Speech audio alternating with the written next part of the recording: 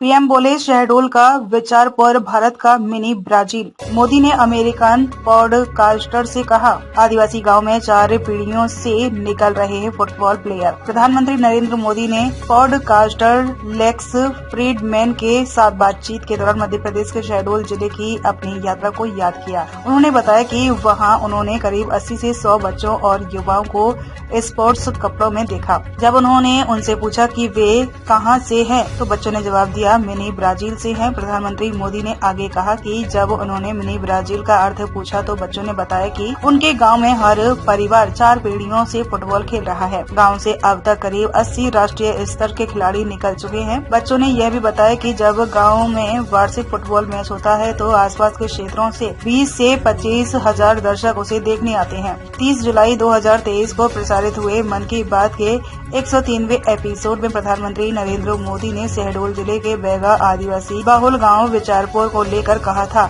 यह फुटबॉल के लिए अपनी एक अलग पहचान रखता है। इसे मिनी ब्राजील के नाम से भी जाना जाता है। यहाँ हर दूसरे घर में आपको फुटबॉल के नेशनल प्लेयर मिल जाएंगे। इस एपिसोड के पहले जब पीएम मोदी शहडोल दौरे पर आए थे तो उन्होंने इन फुटबॉल खिलाड़ियों से पकरिया गांव में मुलाकात की थी और अब उसे मन की बात में भी बताने के बारे में कहा था। मन की बात में पीएम मोदी ने कहा था कि मैं आपको मध्य प्रदेश के एक इंस्पायरिंग एनर्जी के बारे में बताने जा रहा हूँ। यह जर्नी है मिनी ब्राजील की। आप सोच रहे होंगे कि मध्य प्रदेश में मिनी ब्राजील कहाँ से आ गया, तो यही तो ट्विस्ट है। एमपी के शहडोल में एक गांव है विचारपुर, जिसे मिनी ब्राजील कहा जाता है क्योंकि यह गांव आज के फुटबॉल के उभरते सितारों का गढ़ बन गया है। पीएम ने आगे कहा कि जब कुछ हफ्ते पहले मैं शहडोल गया था तो यहाँ मेरी मुलाकात ऐसे बहुत सारे फुटबॉल खिलाड़ियों से हुई थी।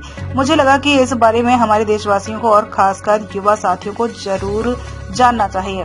विचारपुर के मिनी ब्राजील बनने की यात्रा 2-2.5 दशक पहले शुरू हुई थी।